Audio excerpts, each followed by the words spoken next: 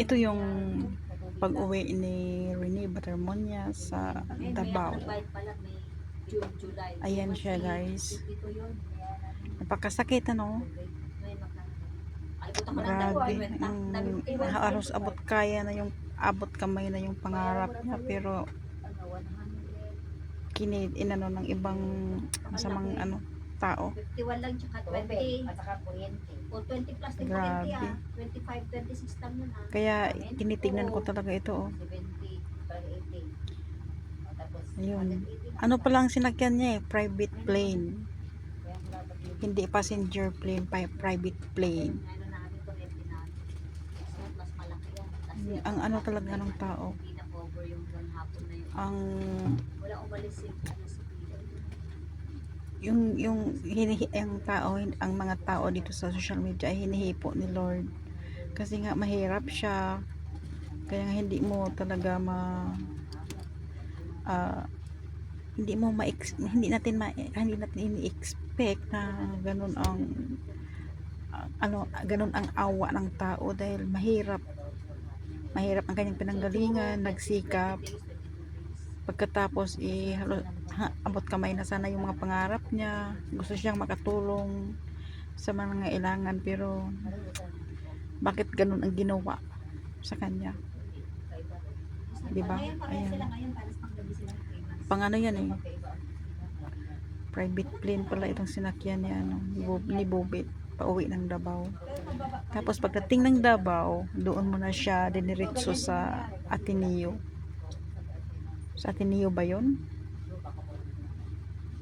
Hindi ako sure yung doon siya doon muna siya ng 3 araw. Ayan yung kapatid niya.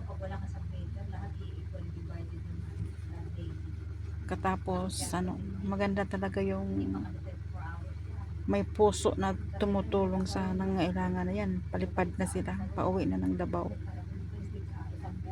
Tapos 3 araw sila doon sa Davao. Ito guys, nakita ko lang kasi ito sa Facebook. Tapos ngayon, nire-record ko lang din. Pero tinanggalan ko siya ng boses kasi syempre, maingay kasi yung impact. Kaya ayan dumating na sila sa Davao. So, ayan. Kawawa talaga na inaano yung puso ko eh. Kaya umiiyak ako nung pag nakita ko yung yung mga pinagdaanan niya. Ayan, nakakaiyak. Ayan yung ayan siya. Ay, Diyos ko. Tapos ayan, nung pagdating. Ayaw nila nainitan sila.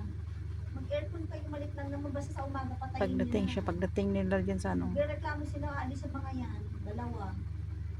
Ayan na yun Hindi ba sila nag-aircon pag sila lang dito? Hindi. Hindi ko kamali.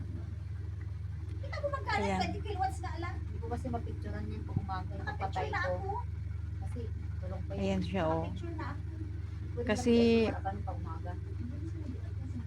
inano ko sila. Paggabi, grabe talaga Sinabihan ko sila gaganda lang. Buksan yung init. pagkatapos yan. Asan si Isuka? Isuka, you open the aircon, it's too hot. Ayan. You open the aircon. Ay. Not working? Why? Working. Kasi hindi niya inoon. Chika, gusto mo, ayaw niya ng aircon. Ay, sabi ko sa'yo eh. Sa madaling araw, pinapatay niya na. Okay lang. Ako magpapatayan ng at least, siya nagpapatay. Madaling araw. Ayan guys. Oo, pinatay niya kanina. Kasi, ayan Ikaw yun? Oo. Kasi madaling araw na yun. Gising ako. Gising ako kasi Ayan, grabe, nakakaawa talagang sakit sa dibdib. kaya nga, dapat mag-aircon na init. Kawawa sila.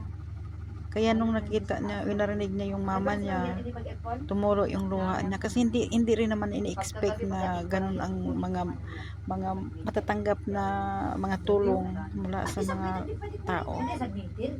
Kaya tumulo yung luha niya. Siguro sa isip na buhay pa yung buhay pa yung ano niya ba? Yung niya.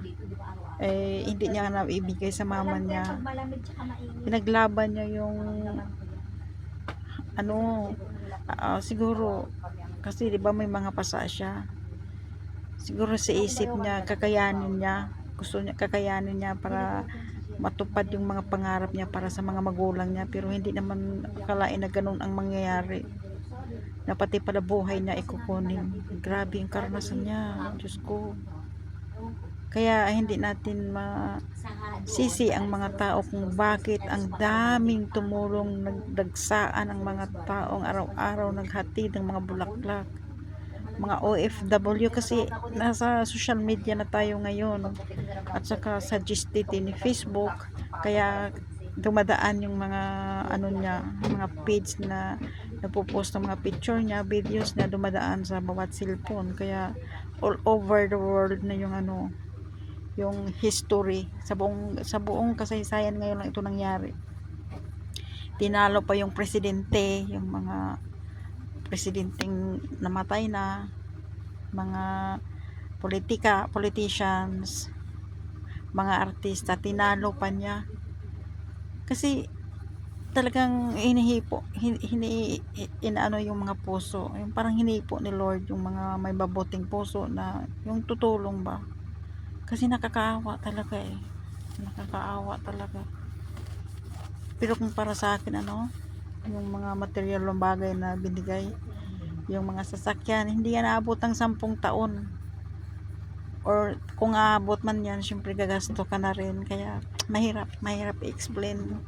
Maganda talaga yung buhay. Kasi apat naman tayo. Minsan, sabi ko pag umaga hindi naman aircon kasi wala kami dito, logi kami. Pipicturean ko yan bukas ng gabi. Malalaman mo yan. Tapos bukas ng gabi picture mo naman. Hindi ko magkakalat mo. Kaya yan guys. Yung ano guys, oh. Ihatid na naman yan siya doon sa ano. Doon sa Ateneo ba yun?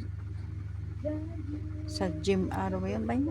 Yung last niya na ano, na 3 araw pagkatapos after 3 days dinala na naman siya sa Talacogon, ano ba yun? Talacogon gym, hanggang sa inilibing siya ng June 24. So diba, sobrang sakit kahit sinong ina, kahit sinong magulang, mga kapatid. Ang tanong, bakit ganito ang nangyayari? Diba? Sobrang sakit. Pero wala na tayong magagawa. Ang hihilingin na lang natin is yung justice ng kanilang dalawa ni Rene at Divine Adeli. So ginawa ko ito para mayroon akong remembrance at may sabi ko sa mga apo ko na itong bata na to 18 years old yan, meron akong kwento sa mga apo ko. Lord, justice for Rene Baterbunya and Divine Adeli. 1 month na po silang namatay sa dagat ng Dibaculao, Aurora.